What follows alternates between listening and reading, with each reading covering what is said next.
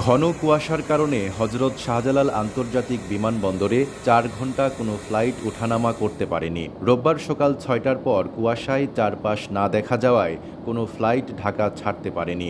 একই কারণে ঢাকার আকাশে থাকা প্রায় ৬টি ফ্লাইট অবতরণ করতে পারেনি।